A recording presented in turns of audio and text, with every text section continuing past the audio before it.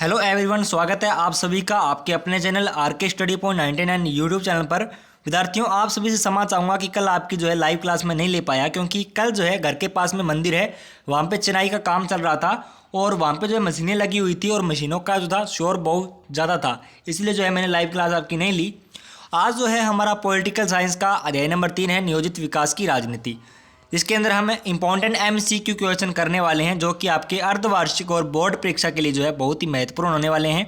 और रोजाना रात्रि 8 बजे हमारी लाइव क्लास होती है। एक बार वीडियो को शेयर कर दीजिएगा, लाइव क्लास को शेयर कर दीजिएगा अपने दोस्तों के साथ। अपने जो है स्टडी ग्रुप आपने बना रखा होगा और उसके अंदर आपको शेयर कर देना है। देखिए, हमारा पहला प्रश्न दिया गया है कि निम्नलिखित में से जो है किस राज्य में लोहा अयस्क के विशाल जो है भंडार उपस्थित थे। ऑप्शन दिया गया है बिहार, उड़ीसा, दिल्ली, उपरोक्त सभी। इनमें से हमें बताना है कि राइट आंसर क्या होगा। लाइव चैट चल रही है, लाइव चैट के अंदर इसका जो है राइट आंसर आपको देना है। देखिए विद्यार्थियों, जितने विद्यार्थी जुड़ते हैं लाइव क्लास के अंदर उतने आंसर नहीं देते, ठीक है। आपको आंसर जरूर देना है ताकि आपकी तैयारी अच्छी हो सके। देखिए, बी इसका आंसर हो जाएगा उड़ीसा, ठीक है। आपका राइट आंसर है बी, इसका राइट आंसर हो जाएगा।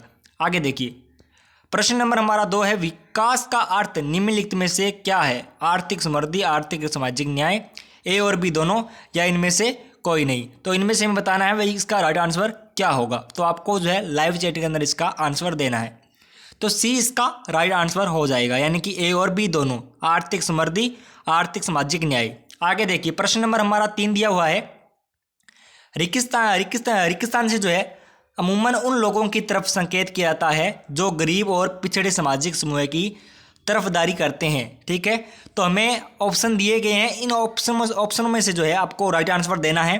तो राइट आंसर क्या होगा, तीसरे का राइट आंसर आपको बताना है। तो तीसरे का राइट आंसर हो जाएगा बी, यानी कि वामपंथी, ठीक है। आगे देखिए, प्रश्न नंबर हमारा 4 है, जो लोग खुली प्रतिस्पर्धा और बाजार मूलक अर्थव्यवस्था के जरिए प्रगति की बात करते हैं उसे किस विचारधारा के अंतर्गत रखा जाएगा, ठीक है। इसका हमें राइट आंसर बताना है। तो 4 में का राइट आंसर क्या होगा, वामपंथी, दक्षिणपंथी या समाजवादी, या इनमें से कोई नहीं।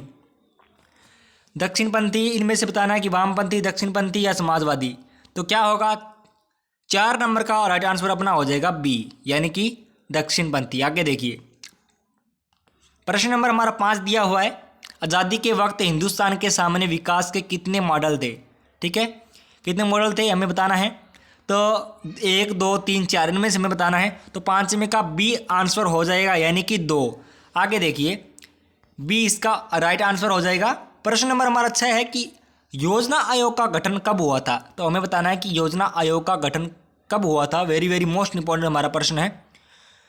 देखिए, इनमें से बताना है 1947, 1949, 1950, 1952। ऑप्शन आपके सामने है, राइट आंसर आपको बताना है। लाइव चैट के अंदर इसका राइट आंसर देना है।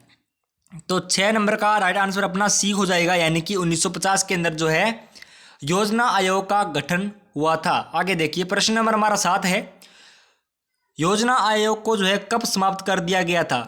अब पहले हमने बात की कि गठन कर दिया गया था, कब कर दिया गया था, 1950 के अंदर योजना आयोग का गठन कर दिया था। और अब हम बात कर रहे हैं कि योजना आयोग को जो है कब समाप्त कर दिया था। तो बताना है 7 में का राइट आंसर। तो सी इसका राइट आंसर हो जाएगा, यानी कि 2014 के अंदर जो है योजना आयोग को समाप्त कर दिया गया था। प्रश्न नंबर हमारा 8 है, योजना आयोग की जगह नया जो है आयोग कौन सा बनाया गया, ठीक है। ये हमें बताना है कौन सा था। आपको ऑप्शन दिए गए हैं, इनमें से हमें बताना है नया योजना आयोग, नीति आयोग, पंचवर्षीय योजना, राष्ट्रीय विकास परिषद। तो हमें इसका राइट आंसर बताना है। तो बी इसका राइट आंसर होने वाला है, ठीक है। बी इसका राइट आंसर नीति आयोग, ठीक है। आगे देखिए, वेरी वेरी मोस्ट इंपॉर्टेंट प्रश्न था अपना ये। प्रश्न नंबर हमारा 9 है, बॉम्बे प्लान का संबंध किस वर्ष से है, ठीक है। आपको इन प्रश्नों को ध्यान से देख लेना है, क्योंकि सभी प्रश्न इंपॉर्टेंट ही है। और 9 में का राइट आंसर बताना है। तो इसका ए राइट आंसर हो जाएगा, यानी कि 1944। आगे देखिए, प्रश्न नंबर हमारा 10 है, भारत में पंचवर्षीय आयोजना का विकल्प कहाँ से चुना था। बताना है राइट आंसर इसका, ठीक है। अमेरिका से, सोवियत संघ से, अफ्रीका से, यूरोप से। तो 10 में का राइट आंसर बताइएगा। हाँ जी, 10 में का राइट आंसर हो जाएगा अपना बी। बी इसका राइट आंसर हो जाएगा, सोवियत संघ से, ठीक है। विद्यार्थियों, मैं देख रहा हूँ कि बहुत ही कम जो है जुड़ रहे हैं लाइव क्लास के अंदर, जो हमारे ग्रुप के अंदर है उनमें से तो हाफ ही नहीं आ रहे, ठीक है, क्योंकि इतने ज़्यादा स्टूडेंट है लेकिन फिर भी आप नहीं आते हो। आपकी रोज़ाना क्लास होती है तो आपको अटेंड करनी चाहिए, ठीक है, क्योंकि आपके लिए कर रहे हैं। जितने भी प्रश्न बता रहे हैं सभी इंपॉर्टेंट है। नोट्स भी हमने आपको प्रोवाइड करवा दिए, जितने भी इंपॉर्टेंट प्रश्न बन रहे थे वो भी आपको जो है हमने प्रोवाइड करवा दिए।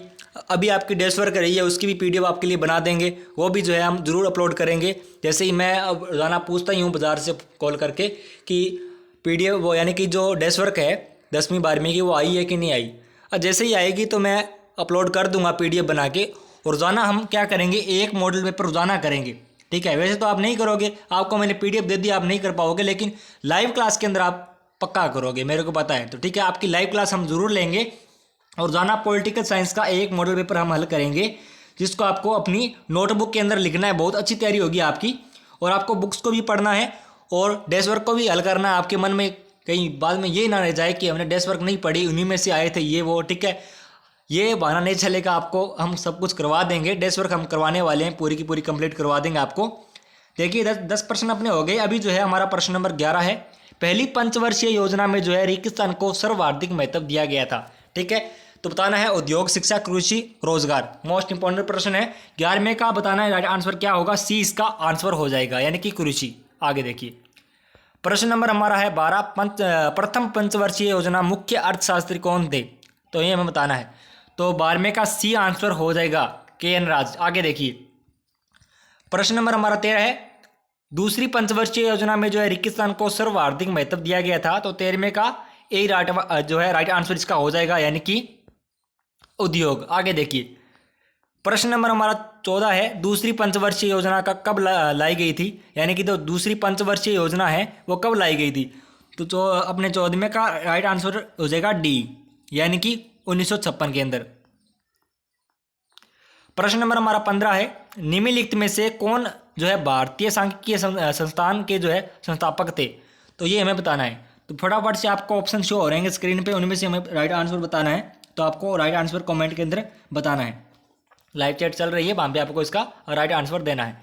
तो 15वें का हो जाएगा बी, ठीक है, बी इसका राइट आंसर हो जाएगा, यानी कि PC महान नोबिस हो जाएगा, ठीक है, यानी कि महान नोबिस। आगे देखिए प्रश्न नंबर हमारा है 16। भारत के कौन से जो है राज्य में 100% साक्षरता है, वेरी वेरी मोस्ट इंपॉर्टेंट प्रश्न है।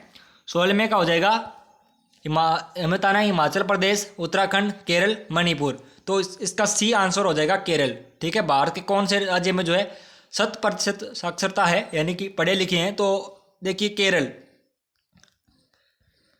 17 नंबर प्रश्न है। इकोनॉमिक ऑफ परमानेंस के जो है लेखक कौन थे, ये हमें बताना है। 17वें का आंसर सी हो जाएगा, JC कुमार पंपा। 18 नंबर हमारा प्रश्न है कि भारतीय लोक दल नामक पार्टी निम्नलिखित में से जो है किसने बनाई थी, तो 18वें का बी आंसर हो जाएगा, चौधरी चरण सिंह है। आगे देखिए भारत में जो है निम्न में से कौन सी अर्थव्यवस्था के जो है मॉडल को अपनाया, वेरी वेरी मोस्ट प्रश्न हमारा है ये। पूंजीवादी, समाजवादी, साम्यवादी। तो बताना है इनमें से डी आंसर हो जाएगा, मिश्रित अर्थव्यवस्था। वेरी वेरी मोस्ट जो है हमारा ये MCQ क्वेश्चन है, ये इसका राइट आंसर हो जाएगा। आगे देखिए भारत के द्वारा जो है अपनाया गया मिला जुला मॉडल मिश्रित अर्थव्यवस्था की जो है आलोचना किसने की थी। जब ये अपनाया गया था मॉडल, तो इसकी जो है आलोचना किसने की थी, ये हमें बताना है। उदारवादियों ने, दक्षिणपंथियों ने, या वामपंथियों ने, या B, C दोनों, इनमें से बताना है। तो 20 में का राइट आंसर अपना हो जाएगा डी, इसका राइट आंसर हो जाएगा, यानी कि उदारवादियों ने और दक्षिणपंथियों ने दोनों ने जो है इसकी आलोचना की थी। निम्न में से जो है कौन सी समस्या भारतीय किसानों के सामने थी, तो ये हमें बताना है। 21 का आंसर बताना है, बताइएगा आप लाइव चैट के अंदर, आपको स्क्रीन पर ऑप्शन शो हो रहेंगे।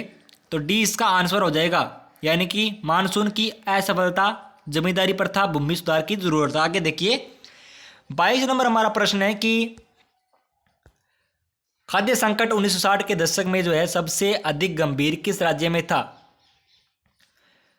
हमारा 22 नंबर प्रश्न है, इसका आंसर सी होगा बिहार। आगे देखिए बिहार इसका राइट आंसर हो जाएगा।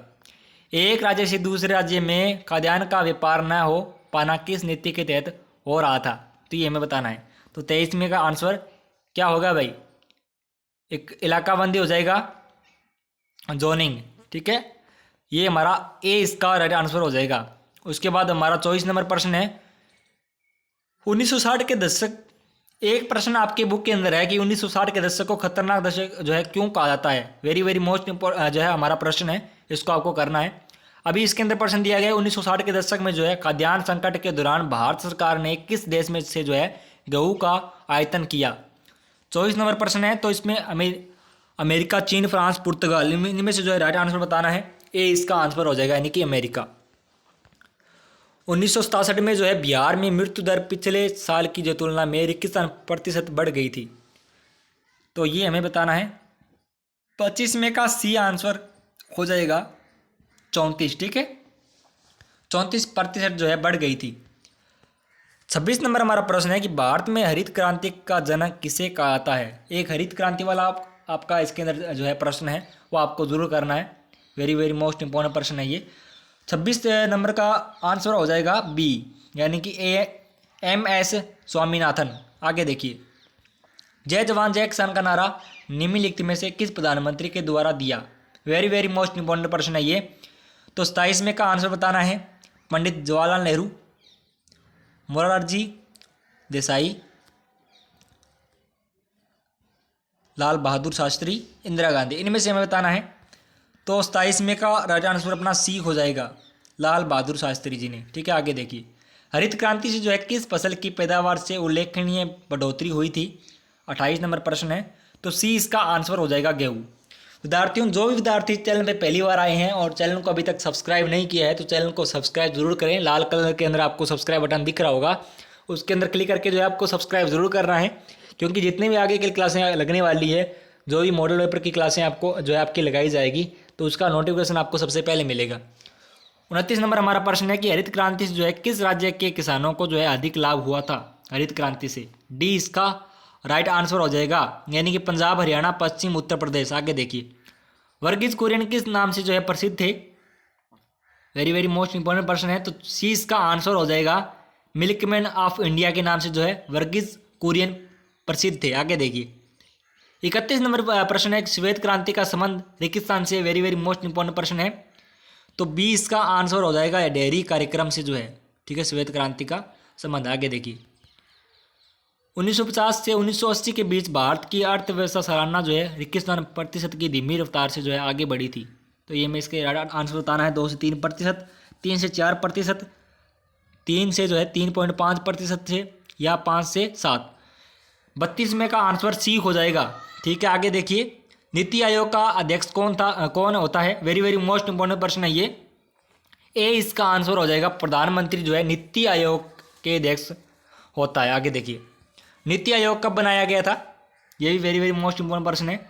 बी आंसर हो जाएगा 1 जनवरी 2015 को जो है नीति आयोग बनाया गया था। नीति आयोग के पहले उपाध्यक्ष कौन थे? ये सभी इंपॉर्टेंट प्रश्न है। तो 35 में का सी आंसर हो जाएगा अरविंद पनगडिया। आगे देखिए, नीति आयोग के वर्तमान उपाध्यक्ष कौन थे? ये हमने कर लिया। राष्ट्रीय विकास परिषद की स्थापना कब हुई थी? तो बी इसका आंसर हो जाएगा 1950 के अंदर जो है राष्ट्रीय विकास परिषद की स्थापना हुई थी। देखिए विद्यार्थियों, आज हमने जो है ये चैप्टर क्लियर कर लिया है, ठीक है। और आज की क्लास आपको कैसी लगी आपको कमेंट बॉक्स के अंदर जरूर बताना है, और वीडियो को अपने दोस्तों के साथ ज़रूर शेयर करना है। आपके पास जितने भी ग्रुप बने हुए हैं उन ग्रुप के अंदर आपको ज़रूर शेयर करना है, और चैनल को सब्सक्राइब आपको ज़रूर करना है, ठीक है। तो मिलेंगे नेक्स्ट क्लास के साथ। जय हिंद, वंदे मातरम।